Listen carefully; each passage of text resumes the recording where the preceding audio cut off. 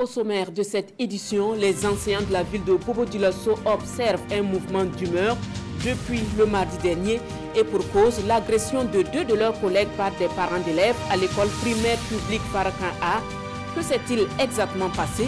La réponse dans quelques instants. Et puis à Gorom Gorom, un nouveau projet est lancé pas plus que hier pour soutenir l'employabilité des jeunes et des femmes. Le projet d'appui à la création d'emplois dans l'Oudaland offre plus de possibilités pour renforcer la résilience des populations. Il est financé par l'Union européenne. Ce sont là les titres de ce journal de 19h. Madame, Monsieur, bonsoir et merci de nous suivre. Cette brève, avant de poursuivre, vous le savez certainement, le gouvernement du nouveau Premier ministre Christophe Joseph Marie Dabiré est connu depuis cet après-midi. Un gouvernement de 32 membres, dont 7 femmes et au moins 8 sortants. L'annonce est faite par le secrétaire du gouvernement sur les antennes de la RTB. Des détails vous seront fournis tout de suite dans le journal de 20h. La suite du journal, altercation entre enseignants et parents d'élèves. La scène s'est déroulée le 22 janvier à l'école primaire publique Farakan A de Bobo-Dioulasso. Les enseignants ont alors déserté leur classe pour soutenir leurs collègues agressés. Quels sont les faits? La réponse dans cet élément de Karim Ilboudo et Karim Sissé. École primaire publique Farakan A de Bobo-Dioulasso. Des enseignants en débrayage depuis ce mercredi 23 janvier 2019. La cause, 2 de leurs collègues ont été tabassés par un parent d'élève et un de ses camarades. Norbert Bouda est l'une des victimes. Il nous relate ici sa mésaventure. Une mésaventure qui serait partie de la blessure d'un élève suite à une chute. L'enfant se nomme Sanon Isiaka. Il monte sur la table et la table se brise. Il tombe, il heurte son genou au sol et son genou est déchiré. Et tout de suite, j'ai pris le numéro du papa chez l'enfant, l'appelé. Et il me dit qu'il est à Bobo 2010, que c'est loin, que lui ne peut pas venir. J'ai dit il faut venir parce que ton enfant est gravement blessé. Il vient accompagné d'un de ses amis, je ne connais pas son nom. Et dit 2 sur l'une, soit j'amenais son enfant à la maison, soit je l'amenais au dispensaire. Que si je bronche tout de suite, il me tue. Il a pris la brisure, le morceau de la table là, pour m'assommer, puisqu'ils m'ont cerné. Il était 12h30, tout le monde était parti. C'était la panique. Après, il y a mon collègue, Sia Bruno. Sia est venu pour se renseigner. Sia n'a pas fini de poser la question. Il prend la brisure de la table. Que je te tue tout de suite. Et puis il n'y a rien. Et il a commencé à donner des coups de poing à Sia. Bruno Sia, la deuxième victime, n'a pas pu effectuer le déplacement du fait de son état de santé, nous confient ses collègues. Face à cette situation jugée inacceptable, les enseignants ont décidé d'abandonner leur classe, question de se faire entendre. Des éducateurs qui sont agressés, frappés, salués devant les élèves, puisque l'acte s'est passé entre midi 30. Ça veut dire que tous les élèves n'étaient pas rentrés. Et dans notre lieu de travail, plus jamais ça dans nos écoles. Nous voulons des écoles où règne la sécurité. Nous voulons des écoles où règne la paix afin que nous puissions travailler convenablement. Au dire du secrétaire général de la sous-section Sinaté Bobo 1, les 2 victimes ont porté plainte à la justice contre leurs agresseurs. Toujours à Bobo-Dioulasso, le maire a fait le tour des 36 villages rattachés à sa commune. La dernière étape s'est déroulée ce mardi. Bouraïma Sanou s'est rendu à Bama, à Djendereso, à Nasso et à Kokorowe pour s'enquérir des préoccupations des populations. Le reportage avec Moussa Tamboura et Moussa Sano. Le maire de la commune de Bobo-Dioulasso a tourné dans les villages rattachés de sa circonscription administrative. De Bana à Kokorowe en passant par Dendereso et Nassau, Bouraïma Sano est allé réitérer aux populations les grands défis de développement qui se présentent à son conseil municipal. Ça nous donne l'occasion d'échanger directement avec les populations, de les rassurer aussi que nous avons été élus par cette population et que nous sommes à leur service. Alors c'est une manière quand même de dire terre à terre, la fonction de maire, c'est une fonction de coordination, être au service de la population. Et on nous sommes dit que nous ne pouvons pas être au service de la population sans être avec cette population au quotidien. Et pour cette population de Bana, Denderesso, Nassau et Kokuroué, le conseil municipal est attendu sur plusieurs chantiers. Il s'agit entre autres de l'accès à l'eau potable, de la réalisation d'infrastructures scolaires et sanitaires ou encore du financement d'activités génératrices de revenus. Vraiment, on est très content du fait que le maire de la commune même s'est déplacé pour venir nous dire un bonjour.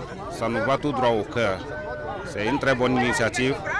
C'est l'occasion aussi pour nous de lui soumettre les préoccupations du village. Très fier en tout cas de cet échange parce que de la façon que en tout cas ils sont venus en tout cas narrer avec nous. Bon, ça peut en tout cas nous amener à travailler plus pour que le village en tout cas puisse se développer. Cette sortie du maire de Bobo-Dioulasso à Bana, Denderesso, Nassau et Kokuroué était la dernière étape de sa tournée dans les 36 villages rattachés. Une tournée qui a commencé au dernier trimestre de l'année 2018. En tout cas, dans l'Oudalan, certaines préoccupations des populations ont trouvé réponse, surtout en matière de création d'emplois. Car hier à côté, on procédait au lancement à Gorom Gorom du projet d'appui à la création d'emplois dans l'Oudalan, un projet financé par l'Union européenne et porté par l'ONG Africa. Martin Ouedraogo et Sekou Zongo. Les jeunes et femmes de la province de l'Oudalan voient leurs préoccupations faire écho auprès de l'ONG Africaine. Le projet d'appui à la création d'emplois dans l'Oudalan Passeo est lancé et vise à créer des opportunités d'emploi dans le secteur agricole et de l'énergie solaire. L'objectif est de stabiliser les emplois existants et de créer des opportunités d'emploi pour les jeunes de 18 à 35 ans ainsi que la jeune féminine dans le secteur agricole, notamment l'élevage, surtout qui est dans le Sahel, et l'agriculture, la production végétale, et également dans le domaine de l'énergie solaire, parce que nous savons que de plus en plus les populations utilisent l'énergie solaire et créer des opportunités d'emploi pour avoir des jeunes dynamiques. Et pour ce faire, le groupe cible va recevoir une série de formations professionnelles afin de bénéficier d'un accompagnement financier après 21 mois de mise en œuvre. Ces jeunes et femmes seront formés sur les métiers de façon professionnelle et d'autres vont avoir une certification qui va les permettre de vendre leur qualité, de vendre leurs connaissances au niveau communal et même au niveau national. Il y a un dispositif de suivi, de mise en œuvre. Et nous allons nous donner les moyens de veiller à ce que cela soit tel qu'il est écrit dans les projets pour que, après projet, on n'ait plus besoin d'être appuyé à ce niveau-là. À terme, le projet d'appui à la création d'emplois dans l'Oudalan Passeo ambitionne toucher 800 bénéficiaires. Gawa, le programme d'amélioration à l'accès et à la qualité de l'éducation a outillé le 18 janvier dernier les membres du comité de gestion des établissements scolaires du PONI, un recyclage en vue d'une gestion rationnelle des ressources des établissements scolaires. Alassane Bani et Christophe Da. Les membres des comités de gestion des écoles COGES du PONI renforcent leurs capacités. Au centre de cet atelier de formation, les procédures financières des ressources mises à la disposition des COGES, notamment dans le cadre du financement du plan d'amélioration scolaire, passent. Une structure, il faut quand même des orientations pour permettre à la structure de bien gérer les fonds, de bien dépenser comme vous le dites, voilà, et que ces fonds-là, on puisse rendre compte à celui-là qui a donné l'argent, pour qu'il sache que l'argent qu'on a donné est allé dans la direction voulue. Dans cette perspective, un manuel de gestion sera remis à la centaine de participants issus de 42 établissements du PONI. L'objectif est d'harmoniser et de mieux planifier les actions des COGES pour une meilleure amélioration de la qualité de l'éducation. Et comme c'est une histoire d'argent, c'est vrai que l'argent ne va pas suffire, mais l'objectif premier c'est la qualité de l'enseignement. Ça veut dire qu'est-ce que nous allons faire pour pouvoir amener nos enfants à être meilleurs dans les apprentissages. On ne savait pas comment on allait pouvoir gérer, par exemple, les pièces à fournir. Il est vrai qu'il y a les comptables, les intendants des établissements. Mais moi, en tant que trésorier, bon, je me dis qu'à l'issue de cette formation, je peux aussi avoir des connaissances pour pouvoir mieux appréhender la chose. Cet atelier fait partie d'une série de recyclage de près de 2750 membres de COGES. Il concerne les 5 régions de mise en œuvre du projet d'amélioration à l'accès et à la qualité de l'éducation, pas que. Pour fermer cette édition, la Fondation Slow Food pour la biodiversité était dans l'après-midi d'hier. Face à la presse, la Fondation annonce la 2e édition de Terra Madre Burkina Faso pour les 2 et 3 février prochains, une biennale qui fait la promotion de la consommation des produits locaux.